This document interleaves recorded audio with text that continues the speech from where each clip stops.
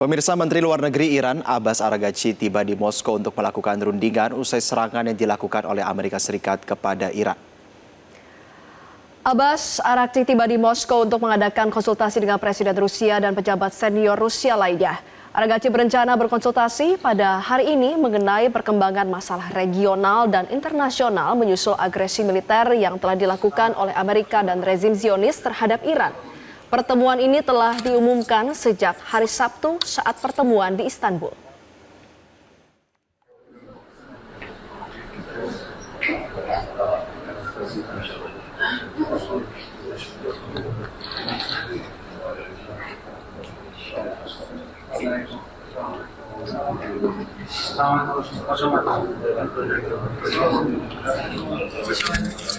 Lalu apakah Rusia akan membantu Iran usai diserang oleh Amerika Serikat? Kita akan membahasnya bersama dengan pengamat Timur Tengah Faisal Assegaf. Pak Faisal, selamat pagi.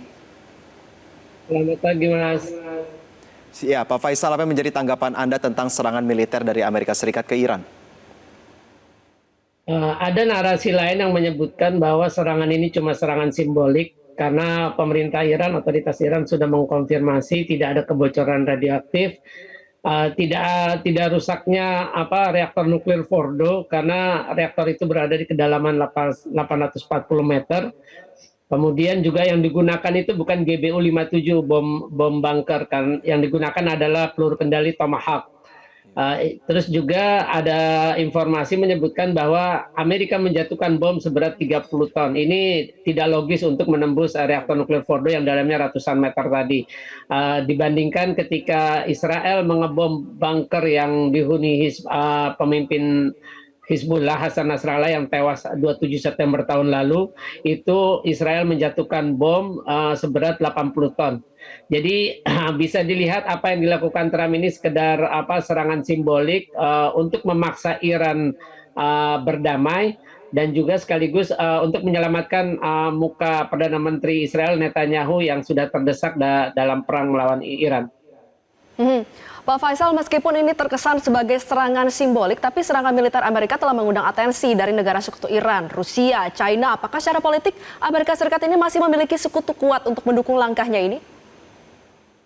Saya kira Eropa masih berada di belakang Amerika. Cuma kalau kita lihat ini tekanan domestik di Amerika itu sendiri yang besar. Kita tahu serangan ini bukan berdasarkan persetujuan Kongres. Kemudian juga banyak anggota Kongres termasuk dari kubu partainya Donald Trump sendiri, Republik juga menentang intervensi militer Amerika ke Iran. Selain itu, hasil polling juga sekitar 60% rakyat Amerika menolak Amerika terlibat langsung dalam perang Iran-Israel. Saya kira tekanan domestik akan lebih besar ketimbang bagaimana Amerika untuk mencari dukungan dalam membantu Israel untuk melawan Iran. Ya, Pak Faisal, setelah serangan ini Presiden Donald Trump bilang berbicara mengenai mengajak Iran untuk membahas soal perjanjian perdamaian begitu ya. Tetapi di sisi lain kepastian retaliasi dipertegas Iran, apakah ada potensi untuk Iran teriyakini tidak membalas? 4 jam setelah serangan kemarin, serangan itu berlangsung pukul 3 dini hari waktu setempat atau setengah 7 waktu Jakarta. 4 jam kemudian Iran membalas dengan menembakkan untuk pertama kalinya peluru Khaybar. Itu menghancurkan fasilitas menyasar ibu kota Tel Aviv dengan Haifa, salah satunya menyasar pusat penelitian dan pengembangan senjata kimia dan biologi Israel di lokasinya itu sekitar 20 km dari Tel Aviv. Ada yang menarik dan ini baru terungkap, baru bocor dokumennya ketika serangan Iran beberapa hari lalu ke arah Galilea atas, itu dekat kota Safed di utara Israel, itu 2 tentara Maroko yang sedang ikut latihan bersama dengan pasukan Israel itu tewas, 1 luka. Ya baik, lantas mampukah Amerika Serikat meredam Iran dengan meyakini komitmen untuk perjanjian NPT? Kita akan bahas usai jeda. Pak Faisal, pemirsa jangan kemana-mana, tetaplah bersama kami di Selamat Pagi Indonesia. Ya, tadi kita sudah sama-sama melihat ya Jose, salah satu kekhawatiran yang selalu diutarakan oleh Iran adalah mengancam untuk menutup Selat Hormuz. Kita akan langsung melanjutkan perbincangan dengan Pak Faisal Assegaf. Pak Faisal, bagaimana Bapak melihat wacana penutupan Selat Hormuz ini? Apakah yang akan terjadi jika benar-benar ditutup dan apakah langkah ini tepat? Bukankah penutupan Selat Hormuz ini akan lebih merugikan Asia daripada Amerika? Ya, Saya kira itu salah satu respon. Jadi Iran itu memiliki 4 pilihan untuk merespon serangan Amerika kemarin ke 3 fasilitas nuklirnya. Pertama, terus melanjutkan serangan ke Israel, itu sudah Iran lakukan. Kemudian menutup Selat Hormuz. Yang ketiga itu adalah menyerang pangkalan militer Amerika di Timur Tengah. Yang keempat adalah Iran keluar dari NPT, Perjanjian Non-Proliferasi Nuklir. Nah, ini Iran punya 3 pilihan lagi yang belum dilakukan. Kabarnya parlemen sudah setuju untuk udah merekomendasikan, tinggal keputusannya di tangan pemimpin tertinggi Iran Ayatollah Ali Khamenei dan penasihat keamanan nasionalnya Ali Samkhani. Jadi kita akan tunggu apakah Iran akan melakukan ini sendiri, karena pertimbangannya juga ada pertimbangan ekonomi. Pasokan minyak mentah atau sumber energi, pasokan energi dunia akan tersendat kalau misalkan Iran benar-benar menutup Selat Hormuz, dan ini akan sangat merugikan bagi banyak pihak.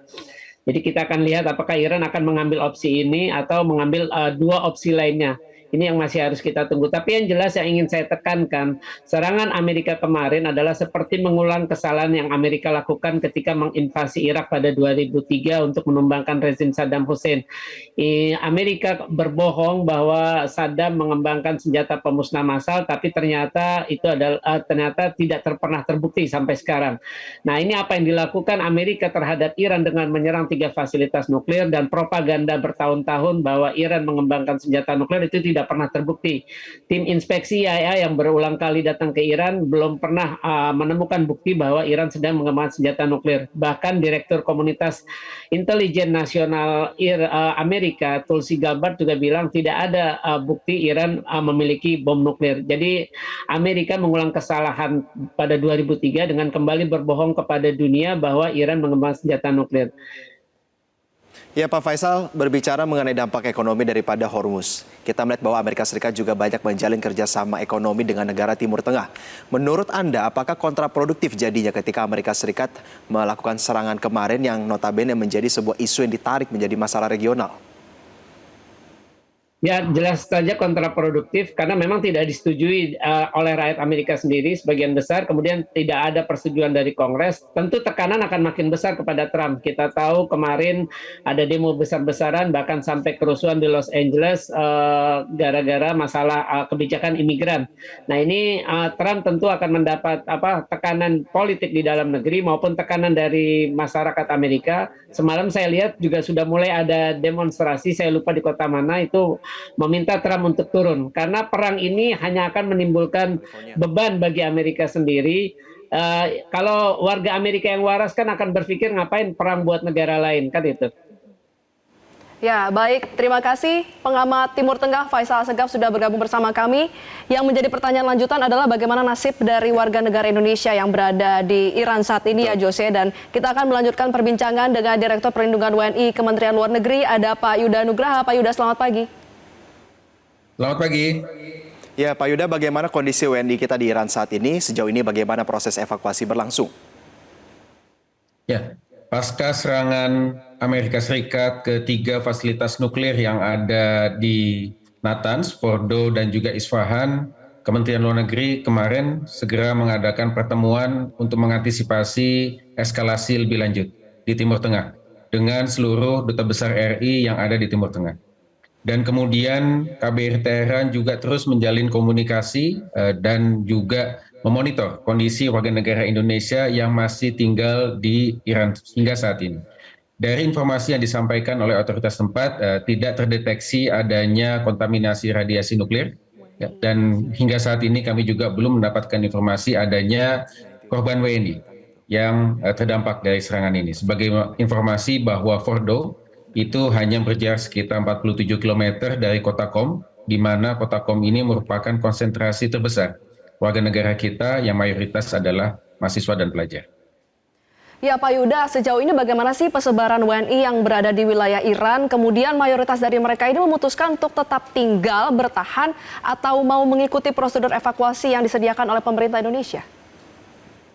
Ya, sebelum Bapak Menteri Luar Negeri memerintahkan peningkatan status siaga 2 dan siaga 1, kita sudah melakukan town hall meeting dengan para WNI. Ya, pada saat itu jumlahnya 386 tersebar di 11 kota. Paling banyak ada di kota Qom, ya sekitar 256. dan kemudian di kota Teheran sekitar 90, yang ini mix antara pelajar, mahasiswa, pekerja migran, dan juga staf serta keluarga KBRI.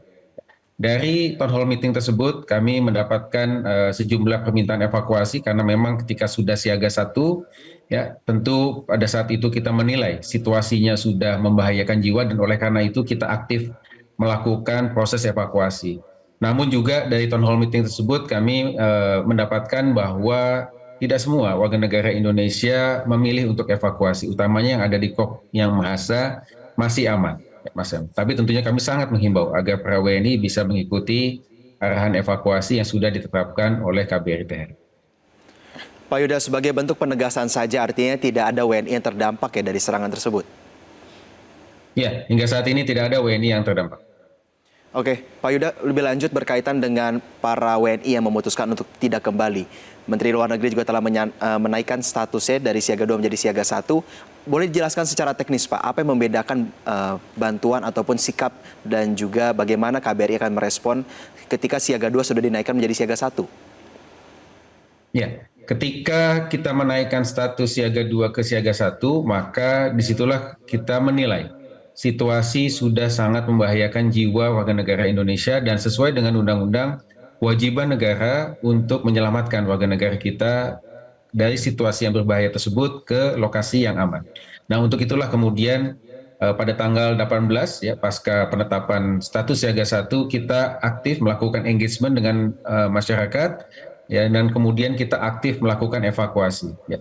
Dapat kami sampaikan update bahwa pada tanggal 20 kemarin kita melakukan evakuasi untuk 97 ya terdiri dari 93 WNI, kemudian 1 warga negara Iran, spouse dari warga negara Indonesia, dan 3 pendamping dari KBRI Teheran. Saat ini mereka sudah berada dengan aman di kota Baku, Azerbaijan. Dan insya Allah pada hari ini juga kita akan melakukan proses ya, pemulangan mereka ke Jakarta secara bertahap menggunakan penerbangan komersial.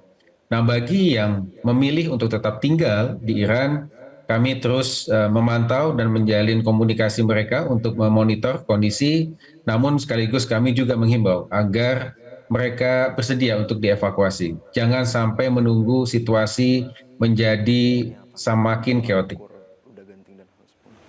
Iya, bagi WNI yang memilih untuk tetap bertahan, sebenarnya tolok ukurnya apa sih yang bisa membuat langkah dari pemerintah Indonesia ini ke depannya untuk memaksakan WNI ini harus dievakuasi dan tidak boleh lagi tinggal di Iran? Ya, memang tadi kami sampaikan Mbak Fleri bahwa sesuai dengan Undang-Undang 3799, kewajiban negara untuk melakukan proses evakuasi. Namun proses evakuasi itu sendiri sifatnya voluntary. Jadi kami memang tidak bisa memaksa. Ya. Karena tentunya masing-masing memiliki pertimbangan sendiri. Ya. Yang penting adalah ketika kita sudah mencapai status siaga 1, kami selalu mengupdate kepada para WNI mengenai eskalasi yang mungkin terjadi. Dan kemudian berbagai macam resiko yang mungkin terjadi ketika mereka memilih untuk tetap tinggal di lokasi masing-masing. Ya Pak Yuda, apakah Menteri Luar Negeri ataupun Kementerian memasang target bagi yang ingin pulang ke Indonesia, kapan maksimal tanggalnya? Tidak ada target untuk hal ini. Dapat kami sampaikan bahwa pasca 97 yang sudah kita evakuasi dan menuju ke Baku saat ini, ada 2 warga negara Indonesia juga yang saat ini datang ke safe house yang disediakan oleh KBRI Teheran. Ya. Kita sedang mempersiapkan evakuasi gelombang kedua, namun tentunya kami sangat mengharapkan WNI yang lain juga dapat bergabung. Seperti itu. Ya, terakhir Pak Yuda, bantuan apa saja yang bisa diberikan disuplai oleh pemerintah kepada warga yang tetap memilih bertahan di Iran? Tadi kami sampaikan, kami akan selalu menyuplai terkait dengan assessment situasi keamanan yang ada, menjalin komunikasi dan juga memonitor mereka. Dan sedapat mungkin kami juga terus ya, memastikan keamanan mereka.